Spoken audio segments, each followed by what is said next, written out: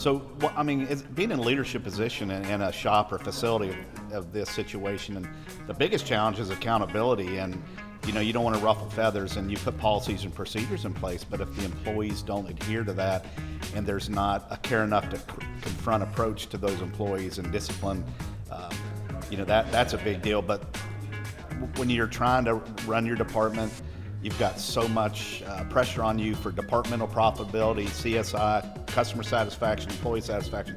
Sometimes the stuff behind the doors where the people are working it's important to you, but that's not where you're like driven. Yeah. If that makes sense. And it's a hard, without it's sometimes hard to know what you're supposed to do as far as what the codes are and when these things have to be done, and laws change so frequently of I can have this in the workplace. Mm-hmm. It's hard to keep up with it sometimes. Your employees are the first and foremost where you got to keep them protected, and a lot of these guys and girls in a shop, they do whatever they need to do to continue to work. So sometimes you see some pretty funky stuff in a shop. I've seen things as extreme as lifts with bungee cords so that they don't have to have safety latches on it. One of the biggest things to get people to do all the right things is to get them bought in and understand why.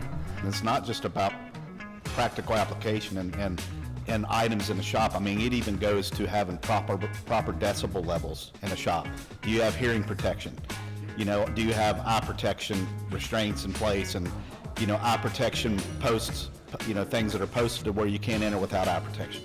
Proper identification of what your fluids are in containers. Containers, are they marked properly? You have to physically have brake fluid in a clear bottle, glass cleaner, whatever it is, contaminants, all that type of stuff. And it's a lot for somebody in a leadership position to have to wrap their arms around.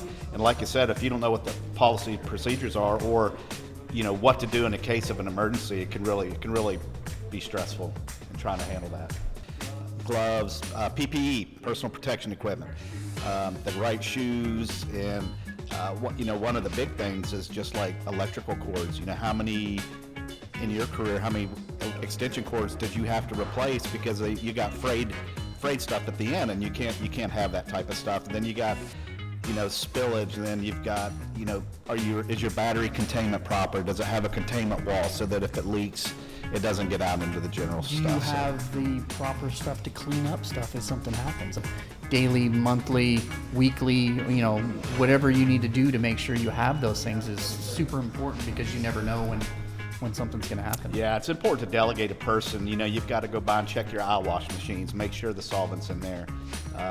Go bay to bay, toolbox to toolbox and everything. And I think it's important that you have somebody go by and initial off everything, and that you have a champion that's in charge of that to protect your employees, and at the end of the day, protect the owner of the company. Because if you get the EPA or OSHA comes in, there's some pretty hefty fines if you're not compliant. Yep. KPA Kip Brown Associates is probably one of the most renowned companies out there that will come in and do it for you. They're compliance people. They'll document everything, take pictures, and then they have a leadership team committee. They'll sit down with you. Not only will they go over what you need to do to be compliant, what you need to get rid of, they'll pretty much tell you how much it would have cost you. You don't want to be hit monetarily, but at the end of the day, it's all not about the money, it's about safety and having people not get hurt. I can't tell you how many pictures that I've seen Kip Brown Associates bring by, eye injuries, ear injuries, hand injuries, feet injuries, just from the employee just not paying attention to what they're doing. And having a company that comes out, not only do they do in-person training, but they have online training, and you do it together as a group, and by doing all this stuff, they understand the why. It's not just you saying that it needs to be this because it needs to be. It's we need to do this because it's going to keep you safe. This is what's going to happen. Yeah. It's not only protecting you, it's protecting the owner of the company and all those things, and how much the fines could be if something was to happen. And it's like everything else. It starts at the top. If you don't have whatever level manager you have in not just the dealership world, whether it's an independent shop or any repair facility, if you don't have the general manager, the executive, if they're not bought in and they're not trickling down the responsibilities of how important it is, and that it's all about accountability.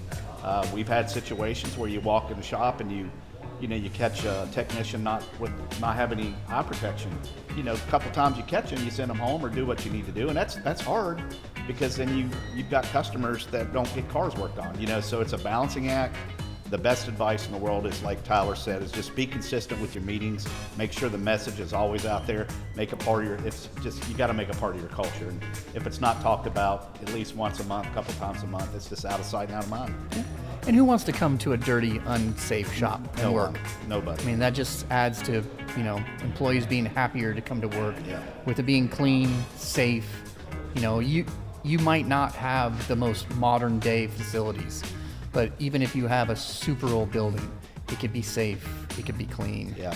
Just by following the tips and trades they give you. And our old owner used to say, no waste, no weeds, no clutter. Yep. That was it. Yep. So just accountability, that's what it's about.